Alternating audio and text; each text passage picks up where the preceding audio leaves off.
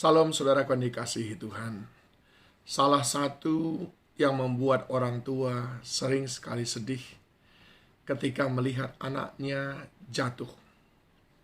Padahal sudah berulang kali diingatkan oleh sang orang tua untuk waspada. Akhir-akhir ini saya merasakan hal itu saudaraku ketika menyaksikan beberapa anak-anak rohani saya jatuh dalam berbagai pencobaan. Saya ingin mengajak saudara untuk merenungkan firman Tuhan dalam Matius 26 ayat yang ke-41. Berjaga-jagalah dan berdoalah supaya kamu jangan jatuh ke dalam pencobaan. Roh memang penurut, tetapi daging lemah. Bagaimana kita di dalam kehidupan ini supaya jangan jatuh ke dalam pencobaan? Yang pertama, mari selalu pergunakan sikap waspada, yaitu dengan berjaga-jaga. Kita harus ingat sebagaimana dicatat di dalam 1 Petrus 5 ayat yang ke-8, sadarlah dan berjaga-jagalah, sebab lawanmu si iblis berjalan keliling mencari orang yang dapat ditelannya.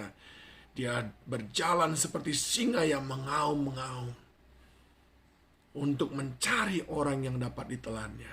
Tetapi orang yang sadar, orang yang berjaga-jaga, dia pasti sudah bisa memprediksi, bahkan mengantisipasi ketika pencobaan-pencobaan itu datang. Kelengahan kita membuat kita jatuh ketika pencobaan datang. Yang kedua, berdoalah. Kehidupan doa membuat kita menjadi kuat. Itu sebabnya saudaraku, tiada senjata yang lebih kuat selain daripada lutut saudara yang saudara taruh di bawah dan hati saudara yang terangkat ke atas dalam sikap doa. Maka pada saat itu engkau akan sanggup berdiri di hadapan semua musuhmu. Orang yang selalu tersungkur berlutut di hadapan Tuhan, merekalah yang selalu sanggup tegak berdiri di hadapan semua pencobaan demi pencobaan. Ingat, bangkitkan kesadaran saudara bahwa kita tidak bebas dari pencobaan. Bahwa kita menjadi sasaran iblis untuk selalu dijatuhkan. Yang kedua, bangun kehidupan doa. Dengan demikian engkau akan menjadi kuat. Saat engkau berdoa, engkau menerima kekuatan demi kekuatan yang datangnya daripada Tuhan. Dan yang ketiga, sadari bahwa roh memang penurut, daging itu lemah. Oleh sebab itu, kita harus menjadi manusia roh. Tinggalkan manusia daging.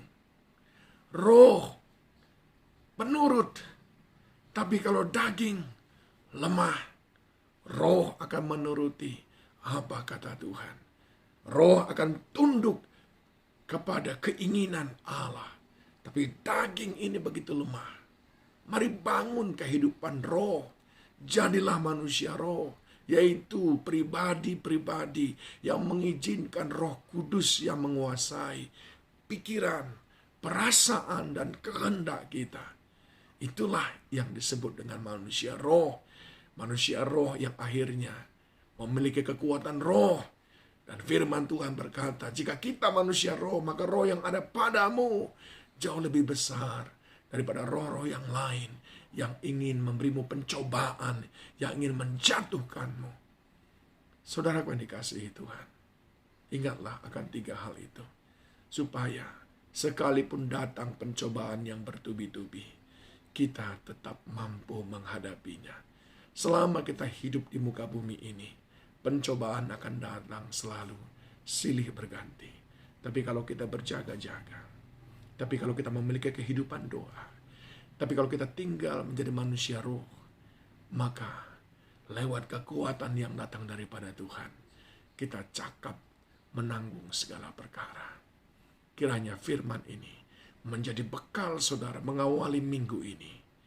Saya berdoa supaya saudara menang dalam setiap pencobaan sepanjang minggu ini.